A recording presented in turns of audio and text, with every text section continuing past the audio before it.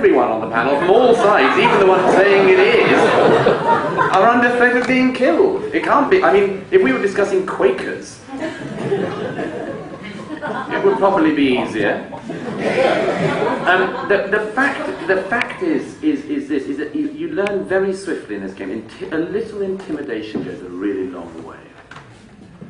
And just as we have never had a novel like the Satanic Verses again, whenever anyone does start to try, it's now subdued even further. And Charlie Hebdo is such a crucial case for this reason, because what our societies are doing is bit by bit believing that they can move toward Islam's view of itself. See, I've always taken the view that there is really no danger to our societies from repeated suicide bombings. You know, you do not have to explain to New Yorkers why people shouldn't fly planes into towers. You do not have to explain to Londoners why people shouldn't blow up the tubes and buses. They really don't like it already. That one's easy. But the far more difficult case is to say that when somebody does do that, and they are here, and they are making a constant, intransigent case, do not think you can move even an inch nearer them and still be yourself. But that's what's happened. It's so such a tendency in our societies. In Britain, they always say the truth lies in the middle. Nonsense. Absolute nonsense. The truth between Sharia and our law is not in the middle. It's not in a bit of Sharia. If one person comes toward you saying in the middle of the Arabian Peninsula in the 7th century, an archangel landed and said all this stuff that was uncannily similar to the Old and New Testament, and this was the word of God, if that's their claim, which if they want to believe that's fine by me, but if they start to try to make me believe that, or to try to make my society, instead of saying, well, if that's your belief, very well, but that's not our belief, we don't reckon it happened like that, and we reckon Muhammad made the whole thing up, and so on, then there is no middle ground between those two positions. We can't, as it were, compromise that some of it was dictated by an archangel. Every other Tuesday. You can't pretend that, as it were, I mean, the terrible, really pissy thing that politicians do is that one where they quote bits of the Quran where it's clear that they haven't read it, or clear that they just don't want to. And then they say things like, but the Quran says, I mean, there is no compulsion in religion. And you go, so what if it does? I mean, it could say all sorts of things, but are you going to concede that it's true because of that? They have got a version of Islam which they wish to be true, and they have fatally mistaken what has been hitherto quite a good thing that we've had in Europe, which is the difference between things you wish to be true and the things that are in front of you. And therein lies our problem. Thank you. One final question. Thank you very much for your excellent sense of humor. I was in a debate recently, and I defended the British Defence League. And I did that on the basis of a program on Danish television where the leader or whatever, he talked about the organization, and I got a pretty good impression of him. But now I realize on the basis of what you just said that I shouldn't support the British Defence League. Is that correct? This is a very important question. I have had quite a tortured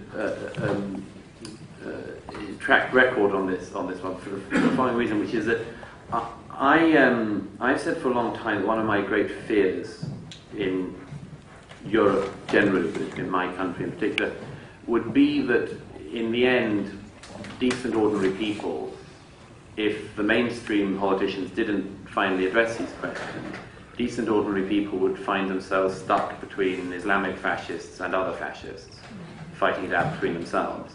Now, I say that as a general point. However, on the question of the English Defence League, this is a very, very complex one. I'm not making a definitive point on this, although every time I say that about the English Defence League, some far leftist or Islamist organisation says that I'm saying something supportive of them. So,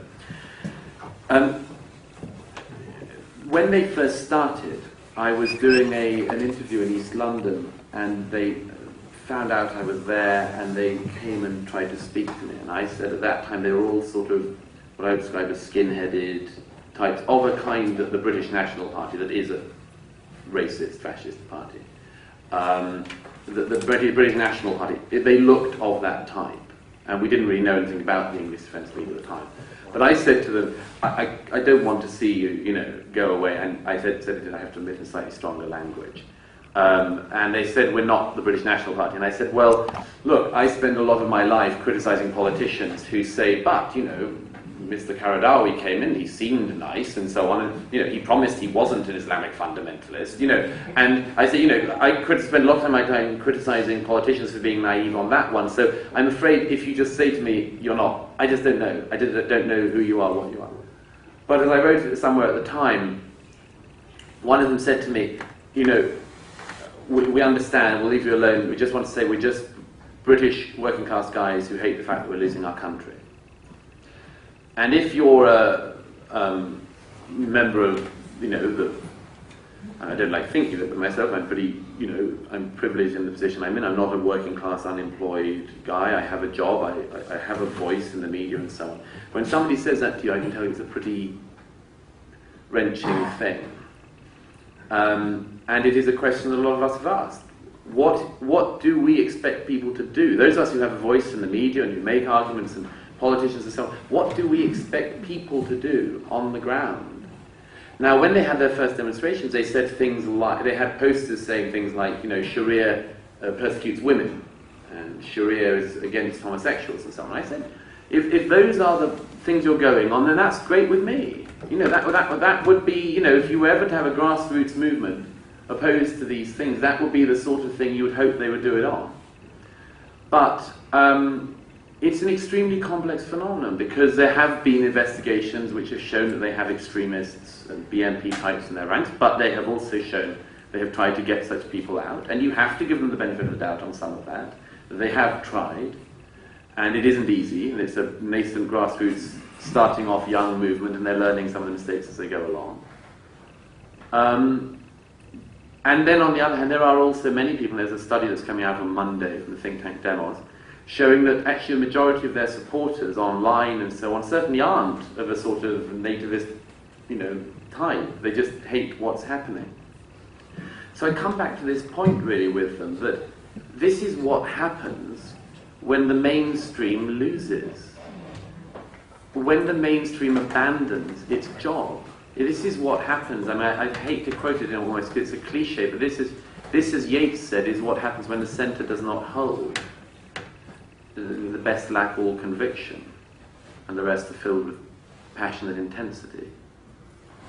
That's the problem, and I think it should be, to me, treated with nuance, treated with care, and I hate the people in the media who simply see a group of working class white guys and think, excellent, we can call them Nazis, when they would never go into a mosque and see a group of Muslims and say, you're all Islamists. I hate that. But it requires enormous care, and it's going to require enormous care in the years ahead. And as I say, if they don't get in charge, if they don't get on top of the extreme Islamists, if they don't get on top of that, the EDL, and far worse, will be the sort of thing we will see far more of in Europe. And it will be a Europe that I think very few of us would want to be in.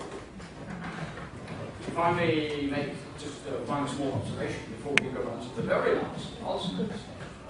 You could say, and led into the accusation of the Free Press Society, that as their chairman they had a convicted criminal, named me, which goes to show that this is an extremist organization of a racist view. As a matter of fact, I gave a speech a couple of months ago for the Radical Youth Group, that is the Social Liberal Party's youth organization in Denmark. And somebody said, wouldn't it be better if you shows that as a chairman, one does not taint on races. So I said, well, you have a point. Why don't you join the organization and come and you can vote for some other people on the board? You see what I mean? I mean, if you start out condemning people for being extremists and then you use that against them. Yeah. You have to have some pretty good grounds on which to do that.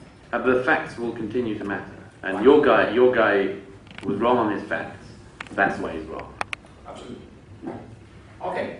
Yeah. Thanks a lot for doing such a beautiful job on counter-depression stuff today for us. It's wonderful.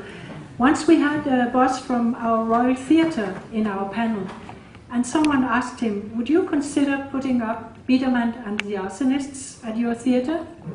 And he said no, because he found it was a little outdated, it was not in sync with the presence, and no. And just a couple of months later, he put up My Fair Lady. So, apart from your Mr. Bean, what is the situation among the artists and the actors and people like that in Great Britain today? I would just sum it up very briefly by saying that it is what it is everywhere, which is that everyone is scared and they don't want to admit they're scared, because they all want to pat themselves on the back as being radical people who challenge society with difficult issues. So, for instance, Sir David Hare, just received the first Harold Pinter Award for theatre, saying he spent his career rowing against the tide, challenging all the mainstream ideas of bullshit. David Hare has spent his life writing mainstream left-wing agitprop theatre. His last play was about the way in which the bankers seem to have misled everyone on the economy. The one before that was about how Tony Blair seemed to have misled the people over the Iraq War. You see, again and again and again. And the point is, we have an elite of anti-elitists. We have an elite who pat themselves on the back for their grand counter-cultural abilities. And they don't realize they are the culture. They are the culture. And they just love it. They love it. They award each other awards, and they all sit on the same panels for different awards, and they give to that guy who was on the panel, they gave him that award for their bravery in attacking George Bush. Or for standing up against Dick Cheney. And it must be awful for these people. You've got, in one way, you've got to feel sympathy for them. It must be awful for them. They have been told their whole lives that they're brave and they're cowards, the worst of the lot. And now the thing is, they must sense it. They must know it. And I wish them more and more torment.